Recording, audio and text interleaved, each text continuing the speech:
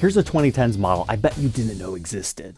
Welcome back, Troglodytes, to your daily dose of guitar information, the Trogly's Guitar Show. I first ran across this model a couple of months ago when I was researching a different guitar, and from that point I was like, you know what, the next one of these that shows up, I'm going to buy it for a review because it's kind of an interesting take on a promo guitar, but not your usual really tacky promo. Now, if you don't know what I'm talking about, promo guitars, I mean, we're talking like the Yahoo.com Explorer, Fruit of the Loom, the Hawk. We've got NASCAR car guitars. Some of those were like promotional giveaway pieces or contest prizes. Typically, promo guitars sell for less than the regular model because they're tacky and cheesy, but occasionally there are some cool ones. Or limited releases of companies' products, like the Corvette series, that are popular. So this is a 2014 Rock and Roll Hall of Fame signature Les Paul custom. The Rock Hall gift shop commissioned 15 of these to only be sold at their store. But look at this headstock. That's my favorite thing about some Norland era guitars, like the 25 50th anniversary or the Artisan. They have a unique headstock rather than your typical Gibson custom emblem. And this right here made me fall in love with it because obviously it's inspired off of your typical Gibson custom emblem, but the Rock and Roll Hall of Fame, if you're not familiar, they have a pyramid-shaped building. So you have a pyramid shape up here and then down here, but if you look closely, it actually looks like a fretboard with just kind of strange fret wire going on. But then look at the middle, it's a bar. It reminds me of that Firebird 12 string that we had reviewed.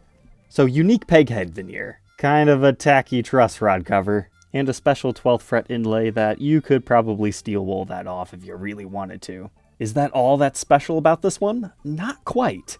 This finish, keep in mind, in 2014, an aged Pelham blue, that is off the charts cool. They weren't doing 100 million custom orders for Pelham blue. You don't find Pelham blue customs very often at all, let alone coming from the factory with the yellowed clear coat. This is not aged. This is how it shipped.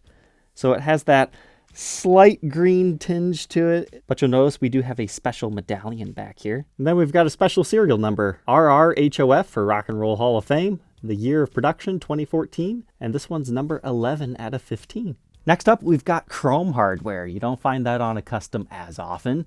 This was birthed within the Richlight era, but this has a true ebony fretboard, so that's cool. The pickups are not your usual 490R, 498T for your regular stock base level Les Paul custom. We'll talk about that more on the workbench. The further you dig into this thing, the more unique specs that you notice that's like, okay, yeah, these actually were pretty cool. But wait till I show you the COA. It comes in this giant box, which I'm so happy the previous owner kept. Tiny red-eye COA. Meet the Big Mama Jamma COA. It's nearly the same size as the Les Paul.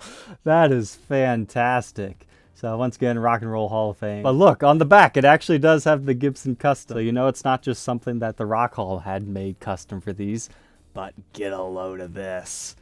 It's a Pearloid plaque. That's a lot of fun. And you know what? I was actually expecting that to be a thin sheet, but no, that's actually decently thick. I guess it makes sense if you're a museum type that you would have something fancy like this, but it matches your serial number and just says all the usual stuff and has Rick Gembar's signature back here. And the other side of the COA, it's just more of the same stuff we saw on the front and back. The only downside to something as cool as this is it does not fit in the case in the slightest. Why did they have to go giant, massive, and not just a regular size one? I don't know, but hey, it's cool. But I suppose if you're going to store it separately, it was real easy for somebody to do this. This is the original shipping carton box with the important information ripped off of it. But if you didn't believe me that it started life aged, you can see it right there, aged Pelham blue. This is kind of cool too, have the original shipping label from over a decade ago. As far as what will fit inside the case, you get your silica packet, Gibson custom hang tag, case key, and your filled out pre-pack checklist. And the case is just your usual lift and reissue style. But how much were these things brand new? We've actually got the original sticker tag right there. They were $8,000, which was a lot of money in 2014. But so far, you might have noticed 2014 Rock and Roll Hall of Fame keeps getting thrown around. Apparently, there were at least 3 signature models that the Rock Hall has done in the past. This is just the one that got the most publicity and a lot of love.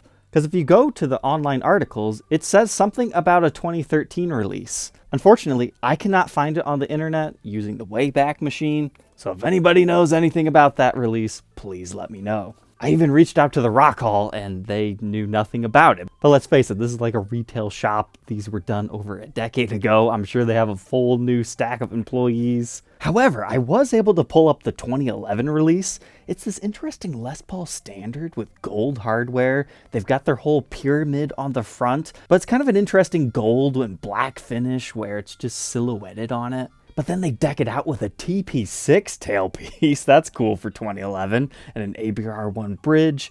And they gave it custom block inlays. So maybe I need to track one of those down. And if you're not familiar with what the Rock and Roll Hall of Fame is, basically they induct all the best artists that get voted in. And yeah, is there some controversy of who's in there and who's not? That side of the business aside, it's a museum for rock and roll memorabilia from artists' guitars and their histories and stories. I very much so wanted to take this photo because it's only like 2.5 hours from me and I've never been there. But the idea of taking a $10,000 to $12,000 guitar to a highly populated area and have to carry it through the entire museum just didn't appeal to me. And I was trying to figure out, was there a particular reason that they did these on 2014? Like, was Les Paul introduced into it then? Or some other big name Gibson artist? I mean, not that I could tell. The big 3 names that I saw inducted that year were Albert King, Hart, and Rush. But I think they were just having fun, and I'm all for that. I love fun models like these.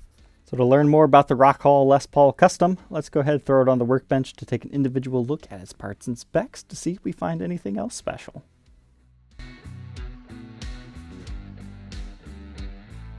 Let's start our process off with the pickups. So normally in this era, I told you it'd be the 490R, 498T set, but we actually have custom Bucker Alnico 3s in this particular release. That comes directly from the old spec sheets. Unfortunately, we don't have any actual markings on them outside of the PAF stickers. But you will notice we have a short neck tenon. It's somewhere around 2017, 2018 when the regular customs get the long neck tenons, but in the 2010s era, that was one of the biggest differences between a specific year reissue custom and a regular one, was a long neck tenon. This thing definitely gives off 57 vibes though, due to the aged finish, the style of top hat knob that they use. And I was hoping we would get some visual confirmation of an actual maple top in our cavities, but nothing's showing.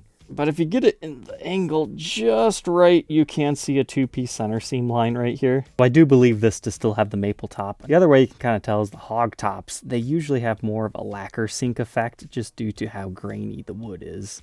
As far as the readings within the circuit, 7.58 in the bridge, 783 in the neck, and the middle just for fun, 385. Now our bridge and tailpiece. This is another thing that just makes it a regular custom rather than a reissue because we do not have an ABR1. This is just a PW branded Nashville style.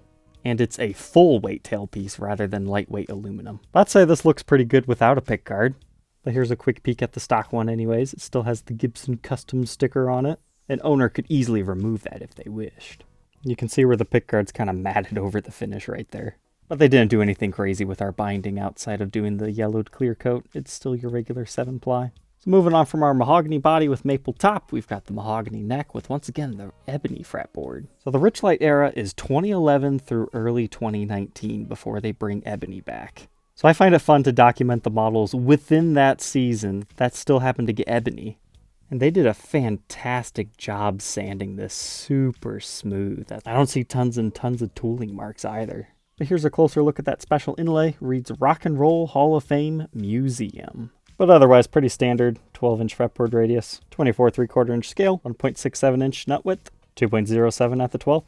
First fret neck depth 0.86 and 0.96 by the 12th. It actually has a pretty nice roundedness to it. I would call it an in-between neck closer to the 50s style, but not like full-on R8 reissue. Here's a look at that neck profile at the 1st and 12th fret. You can definitely see the roundedness I was talking about. Now our headstock. So all yellowed over, Gibson mother of pearl logos. Same thing is true for the rest of the diamond. It is mother of pearl as well, so they had to have custom crafted these peg head veneers for them. And our truss rod on this one's perfect. Just the kind of cheap looking rock hole custom, regular truss rod cover, not a reissue style. But that's easy enough to replace if you don't like it. I get why they did it, but I think a regular one would have just looked better. Because we already have that right here, and this is much more subtle. Moving on to the backside, I did find one thing interesting. Underneath our medallion, but we might as well take a quick look at that. You've got their whole fretboard design pyramid thing. But this is around the time that they started to do the regular medallions. However, This one is not logos branded, but it looks like somebody goofed at the factory. So here's the 3 official screw holes, but it looks like they started to install it slightly crooked, but that hole got painted over. So that's what makes me think it was a factory error rather than somebody making a mistake. But our toggle switch looks fine. Here's the rest of the wiring. Seems on the course for this era. You've got your Gibson branded pots, non-reissue capacitors. I don't see anything that's been changed in here. This looks like more so a collection piece for someone. But you have a metal output jack plate, regular strap buttons in your usual locations. Good old QC from the Henry J era showing our mahogany back, so somebody overscraped. And other times you can see area where the buffing compound is still stuck on it. Not very uncommon. And every once in a while, you'll see an area that has a little bit more yellowing to it, like down here. I'm not sure if that is a stand or if that's just irregularities within the finish. We'll have to do a blacklight test because that might help us. You can also notice that up here on the headstock around the tuners. So the finish might be reacting to something about the tuners. As far as the neck itself, it looks pretty good to me. Well, once again, there's our special serial number, ink stamped. Blacklight time, it doesn't show up like a stand rash, so it might just be an unevenness in the finish, or it's the kind of stand rash that just doesn't show up under blacklight. There's a lot of variables when it comes to that, but I thought I saw something on the headstock. I was like, uh-oh, something happened here, we had a touch up. So I brought it closer to the light and then it disappears. That's simply a reflection from the tuner. That's funny. But our top is looking equally as good, and we've got a cool glowing headstock. But all said and done, this one weighs 9 pounds 14 ounces, so just a hair under 10. Let's go ahead, plug it in, and hear how the rock and roll custom sounds.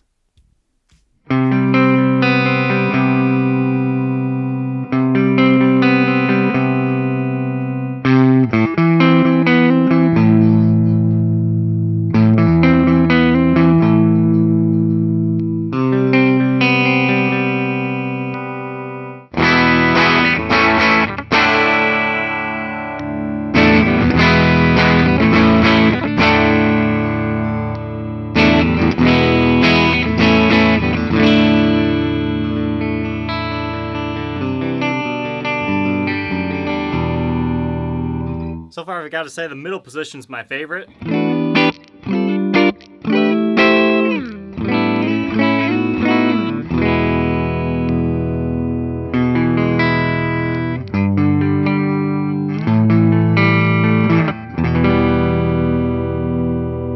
The neck pickup's very warm and round.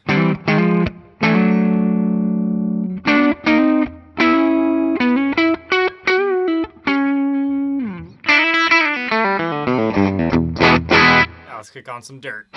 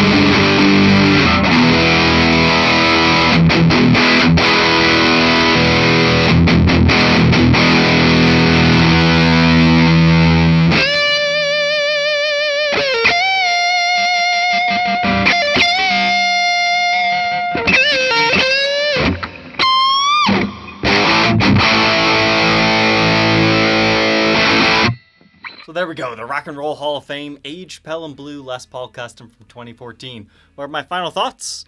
Well, it's just kind of like any other Les Paul Custom of the era, except for it has some fancier finishes and attributes to it, so I'd say that's a win in my book. Now, whether or not you want one in your collection or not, I'll leave that up to you. I mean, being a limited edition status of 15 and the Rock and Roll Hall of Fame being a very related industry as to Gibson, it makes sense that these things have been scarce on the used market. And for its time in 2014, this thing was cool with the ebony fretboard, the aged Pelham Blue finish. Looking at it right here in the camera, it just reminds me of the faded Pelham Blue Les Paul Modern, but you gotta remember, this was way before those things came out and became kind of overproduced in my opinion.